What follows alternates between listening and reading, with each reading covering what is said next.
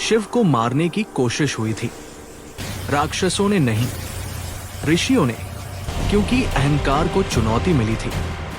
सत्य लड़ता नहीं, वो प्रकट होता है। कहानी शुरू हुई कुछ ऐसे। हम अक्सर सोचते हैं कि भगवान से मिलने के लिए बहुत ज्ञान और बड़े बड़े अनुष्ठानों की जरूरत होती है, लेकिन हजारों साल पहले दारुकावन के चीड़ पाइन के जंगलों में दुनिया के सबसे बड़े विद्वानों को एक भयानक सबक मिला कि कभी कभी आपका ज्ञान ही आपके अहंकार का कारण बन जाता है। ये थे दारुकावन के ऋषि। उन्हें अपने मंत्रों और अपनी शक्ति पर इतना घमंड था कि वे खुद को देवताओं से भी ऊपर समझने लगे थे। लेकिन नियति ने उनके इस अहंकार को तोड़ने के लिए एक ऐसी शक्ति को भेजा जिसकी उन्होंने कल्पना भी नहीं की थी।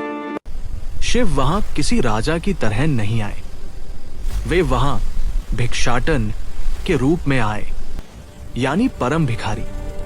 वे अत्यंत सुंदर थे, लेकिन उनकी वेशभूषा एक उन्मादी जैसी थी। उनके हाथ में एक छोटा डमरू था जिसकी ध्वनि हवा में नहीं बल्कि लोगों की आत्माओं में गूंज रही थी।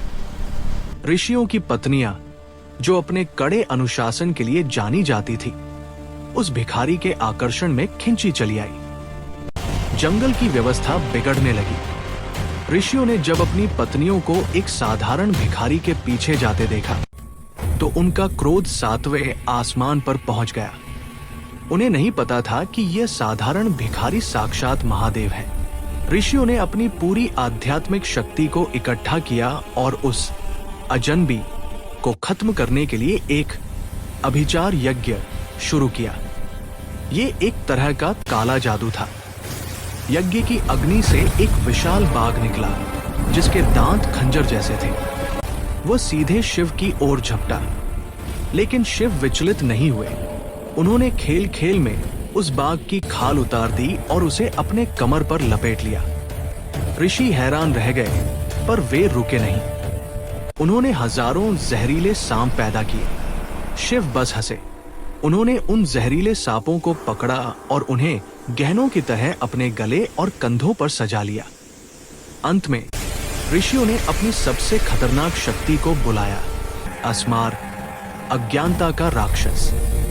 अस्मार उस अंधेपन का प्रतीक है जो हमारे अहंकार से पैदा होता है। शिव ने उसे मारा नहीं, क्योंकि अगर अज्ञानता पूरी तरह खत्म हो गई तो संसार का संतुलन बिगड़ जाएगा।